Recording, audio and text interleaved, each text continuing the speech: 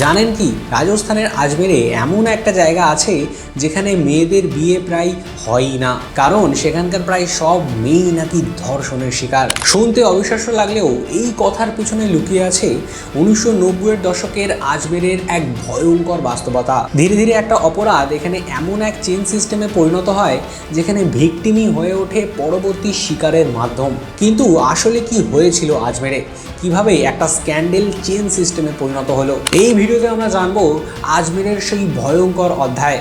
ভারতের crime journal যার নাম দিয়েছে আজমের 1992 স্ক্যান্ডেল।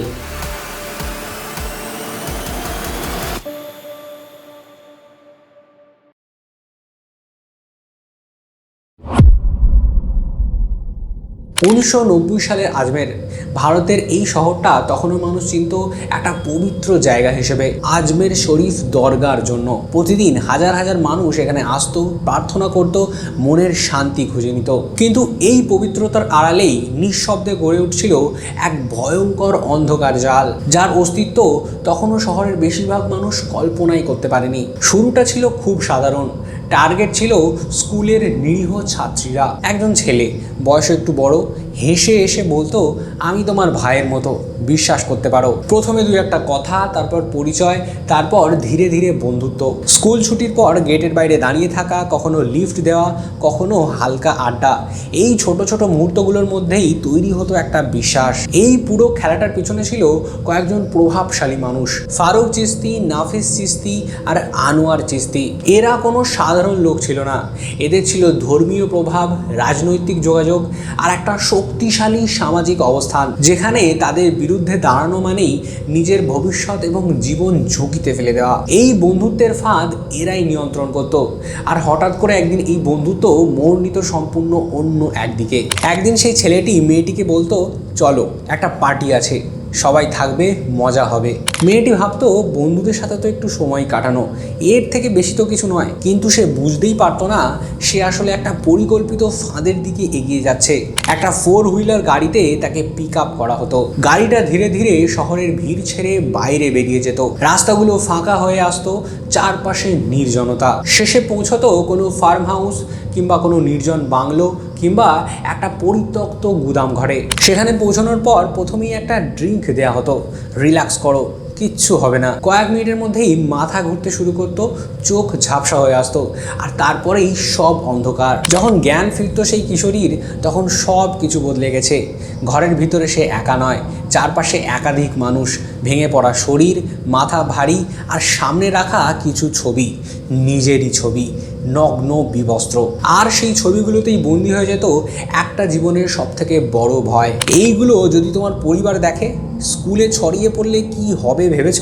এই প্রশ্নগুলোর উত্তর দেওয়ার দরকার হতো না।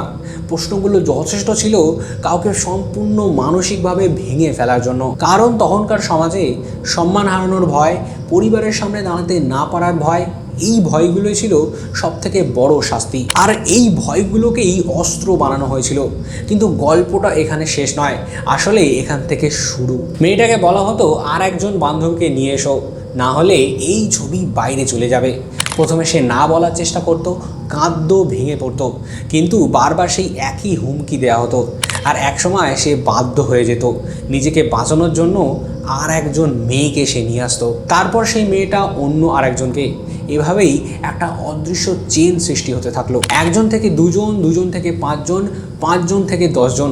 ধীরে ধীরে এই সংখ্যাটা নিয়ন্ত্রণের বাইরে চলে যেতে থাকে। এই পুরো চক্রটা চলছিল প্রায় 2 থেকে 3 বছর ধরে, 1990 থেকে মোটামুটি 1992 সাল পর্যন্ত।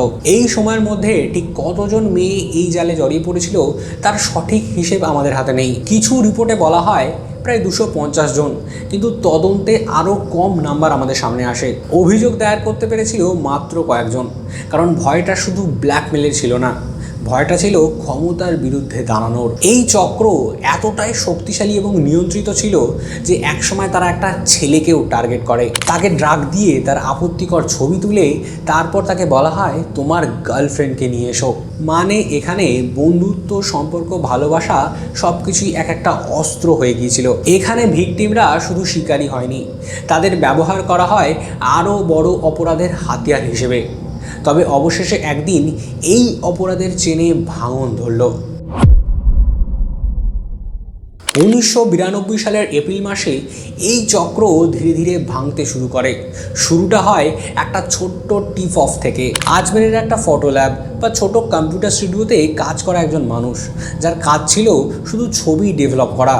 হঠাৎ একদিন সে কিছু অদ্ভুত জিনিস খেয়াল করতে শুরু করে। কিছু ছেলে নিয়মিত করে কিছু ফিল্ম রিল আর ছবি নিয়ে আসতো ডেভেলপ করার জন্য। প্রথমে ব্যাপারটা স্বাভাবিকই মনে হয়েছিল, কিন্তু ধীরে ধীরে একটা প্যাটার্ন স্পষ্ট হতে থাকে। একই ধরনের ছবি একবার না, বারবার সামনে আসছে। প্রতিটা রিলে নতুন একটা মেয়ে, কিন্তু দৃশ্যগুলো যেন একই, অস্বাভাবিক, অস্বস্তিকর আর কোথাও একটা জোর করে তোলার স্পষ্ট ছাপ। প্রতিটা রিলে যেন লুকিয়ে আছে একই গল্প, ভয়, জোর জবরদস্তি আর ব্ল্যাকমেলের ছাপ। আর ঠিক তখনই সে বুঝতে পারে এটা সাধারণ কোনো ঘটনা নয়, এর পিছনে কোনো বড় কিছু লুকিয়ে আছে। শেষমেশ সেই খবরটা পৌঁছে দেয় কিছু রিপোর্টারের কাছে, আর সেখান থেকেই শুরু। এই কেস প্রথম সামনে নিয়ে আসেন দুই সাংবাদিক, সন্তোষ গুপ্তা আর দীনবন্ধু চৌধুরী। তারা তখন কাজ করতেন স্থানীয় পত্রিকা দৈনিক নবজ্যোতিতে। 21শে এপ্রিল 1992 প্রথম রিপোর্ট প্রকাশিত হয়। হেডলাইন ছিল daughters of big leaders R victim of blackmail. এই রিপোর্টে কোনো ছবি ছিল না, শুধু উল্লেখ ছিল এক ভয়ঙ্কর ব্ল্যাকমেল চক্রের কথা, যেখানে প্রভাবশালী পরিবারের মেয়েরাও জড়িয়ে পড়েছে। শহর একটু নড়ে চড়ে বসে, কিন্তু পুরো সত্যিটা তখনও সামনে আসেনি। তারপর আসে সেই দিন, 1992 সালের 16ই মে। দ্বিতীয় রিপোর্ট, এবার শুধু লেখা না, একটা ছবিটা ব্লার করা ছিল, কিন্তু বোঝার জন্য যথেষ্ট। একজন তরুণী, মুখ অস্পষ্ট করা, দুজন পুরুষের মাঝে দাঁড়িয়ে, একজন তার গালে চুমু খাচ্ছে আর একজন তার শরীর স্পর্শ করছে আর ক্যামেরার দিকে তাকিয়ে হাসছে। এই একটা ছবি পুরো শহরকে নাড়িয়ে দেয়। যা এতদিন গোপন ছিল তা সবার সামনে চলে আসে। 18ই মে 1992 পুরো শহর থেমে যায়। বন্ধ ডাকা হয়, পুরো রাস্তা ফাঁকা, দোকান বন্ধ, কিন্তু মানুষজন রাস্তায় নেমে আসে। হাজার হাজার মানুষ প্রতিবাদে নামেন। রাগ, ক্ষোভ, অবিশ্বাস সব একসাথে ফেটে পড়ে। পরিস্থিতি এতটাই উত্তপ্ত হয় যে সাম্প্রদায়িক উত্তেজনাও ধীরে ধীরে বাড়তে থাকে। একটা শহর যতদিন চুপ ছিল তা হঠাৎ করে বিস্ফোরিত হতে শুরু করে। এদিকে দৈনিক নবজ্যোতির কপির চাহিদা হু হু করে বাড়তে থাকে। প্রায় 60,000 কপি পর্যন্ত পৌঁছে যায়, যা তখনকার জন্য বিশাল সংখ্যা। চাপ বাড়তে থাকে পুলিশের ওপর। 15ই মে পুলিশ প্রথম এফআইআর নেয় 8 জনের বিরুদ্ধে। তার মাত্র কয়েকদিন পর 20শে মে তদন্ত হস্তান্তর করা হয় সিআইডির হাতে। তার মানে বিষয়টা আর লোকাল লেভেলে নেই, এটাকে একটা বড় সংগঠিত অপরাধ হিসেবে ধরা হচ্ছিল। ধীরে ধীরে সিআইডি পুরো টিমটাকে এক্সপোজ করে, আর সামনে আসে কিছু ধর্মীয় এবং রাজনৈতিক প্রভাবশালী মানুষের নাম। ধীরে ধীরে জানা যায় এটা কোনো 2-3 জন মানুষের কাজ না, এর পিছনে আছে একটা শক্তিশালী নেটওয়ার্ক। অভিযুক্ত ছিল মোট প্রায় 18 থেকে 19 জন। তাদের বেশিরভাগই ছিল আজমের শরীফ দরগার খাদিম বা চিস্তি পরিবারের সদস্য, আর অনেকেই স্থানীয় কংগ্রেস বা ইউথ কংগ্রেসের সাথে যুক্ত ছিল। মানে ধর্মীয় প্রভাব আর রাজনৈতিক ক্ষমতা দুটোই ছিল তাদের হাতে। 1992 সালের 3রা সেপ্টেম্বর প্রথম চার্জশিটে 12 জনের নাম উঠে আসে। তারপর 2001 আর 2018 এই 2 দফায় আরও কয়েকজন অপরাধীকে এই চার্জশিটে যুক্ত করা হয়। তার মানে এই কেসটা 2-3 বছর নয়, 2-3 দশক ধরে চলেছিল। এই চক্রের কেন্দ্রীয় মুখ ছিল ফারুক চিস্তি, তখনকার আজমের ইউথ কংগ্রেসের প্রেসিডেন্ট। 2007 সালে সে লাইফ সেন্টেন্স পায়, কিন্তু পরে হাইকোর্টে সে খালাস পেয়ে যায়। অন্যদিকে ছিল নাফিস চিস্তি, যে স্থানীয় কংগ্রেসের ভাইস প্রেসিডেন্ট ছিল। 2024 সালে দীর্ঘ আইনি লড়াইয়ের পর সে লাইফ ইমপ্রিজনমেন্ট পায়। আরও কয়েকজন যেমন সেলিম চিস্তি, সোহেল গানি, ইকবাল ভাট্টি বছরের পর বছর পালিয়ে থাকার পর ধরা পড়ে বা আত্মসমর্পণ করে, এবং 2024 সালে তাদেরও লাইফ সেন্টেন্স দেওয়া হয়। সবচেয়ে অবাক করা ব্যাপার, অনেকেই 1992-94 সালে পালিয়ে গিয়েছিল।